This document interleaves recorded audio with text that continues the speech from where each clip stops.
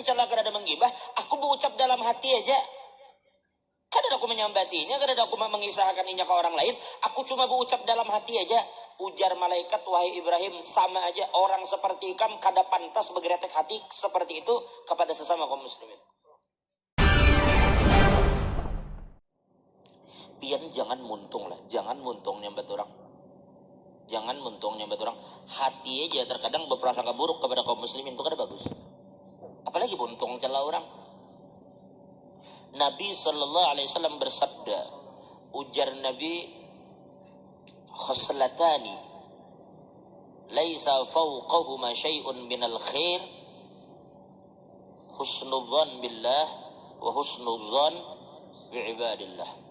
Ujar Nabi, ada dua hal yang berada di puncak kebaikan dan tidak ada lagi yang lebih baik dari itu. Inya menempati puncak kebaikan dan tidak ada di atas itu kebaikan. Apa dia? Yang pertama berbaik sangka kepada Allah, yang kedua berbaik sangka kepada hamba Allah. Itu adalah amalan yang paling bagus untuk pian terapkan dalam kehidupan pian. Karena tidak ada jar Nabi, laisa fawqahuma syai'un minal khair. Karena tidak ada lagi kebaikan yang mengatasi itu. Berarti berbaik sangkalah kepada kaum muslimin. Dan Nabi katakan khaslatani laisa fawqahuma syai'un minasyarr. Dan ada dua hal yang menempati puncak keburukan dan tidak ada keburukan yang melebihi itu pula. Apa dia? Su'udzan billah wa su'udzan bi'ibadillah. Yaitu buruk sangka kepada Allah dan buruk sangka kepada makhluk Allah. Nah itu buruk sangka disimpan dalam batin. Kayak apa mun pian berucap? Ternyata berucap salah pula. Mencela orang. Ternyata orang kada begitu. Hati-hati mencela. Tapi anda melihat jar. Meskipun pian melihat, iya kalau penglihatan pian bujur. Ada seorang wali Allah Ta'ala namanya Ibrahim Al-Ajuri. Ibrahim Al-Ajuri Kabir. Jarang. Ibrahim Al-Ajuri Al-Kabir. Suatu harinya disar wali ini wali Tuhan. Wali Allah. Karomahnya banyak. Suatu hari, Sidin duduk di muka masjid habis sembayang lah. Tentu. Duduk di teras masjid kita menghadap ke jalan santai. Amun di Hadramut banyak orang itu nunggu salat. Kadangnya di luar kena habis ngaji. Keluar selamat. Duduk di muka masjid melihat orang lewat. Tiba-tiba ada orang berjalan. Bajunya compang-camping. Tapinya muda. Karena Tuhan. Ya paling kayak si Iril masih muda. Bajunya compang-camping. Nah saat itu orang bila bajunya compang-camping itu identik dengan pengemis. Saat itu bila orang pakaian compang-camping berjalan sendiri itu identik dengan pengemis. Saat itu.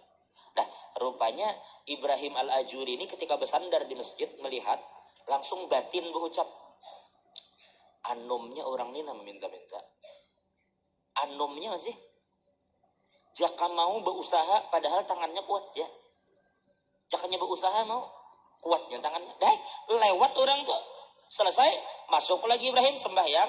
Begitu balik ke rumah malamnya guring bermimpi. Di dalam mimpinya Ibrahim Al-Ajuri ini serasa digandeng paksa oleh dua malaikat.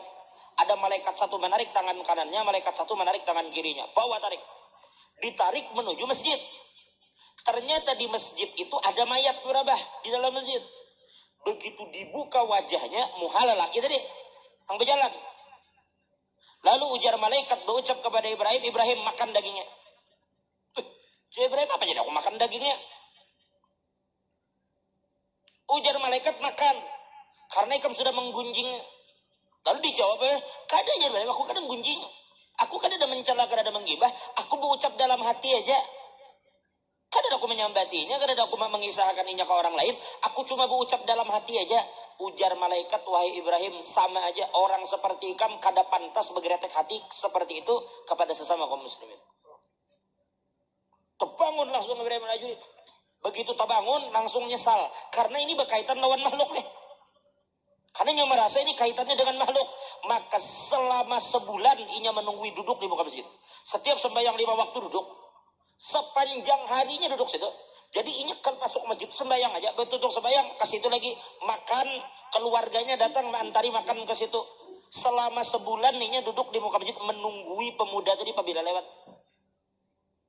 Untuk apanya menunggu pemuda? Untuk meminta maaf kepada pemuda tadi. Karena dalam hatinya sudah berprasangka kada baik. Singkat cerita, setelah sebulan lewat lagi lelaki itu jalan. Lalu tiba-tiba lelaki itu menoleh kepada Ibrahim, lalu berjalan lagi. Dikejarlah oleh Ibrahim.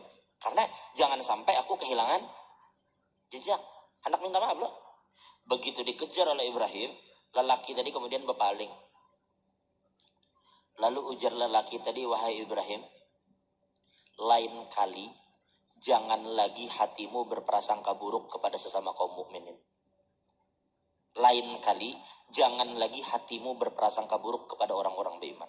Langsung pingsan Ibrahim al-Ajuri. Begitu bangun, ternyata pemuda tadi sudah ada di sebelah kepalanya. Pak Ibrahim, disampaikan lagi, jangan lagi ikam berburuk sangka kepada orang beriman. Langsung jalan, setelah itu hilang, kada ada lagi. Nah ternyata Ibrahim ini berprasangka, ternyata yang disangkanya itu adalah seorang wali min aulillah.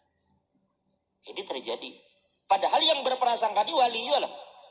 Ibrahim al-Ajuri ini wali Allah Ta'ala. Banyak karomahnya. Nangka itu berprasangka kepada orang lewat.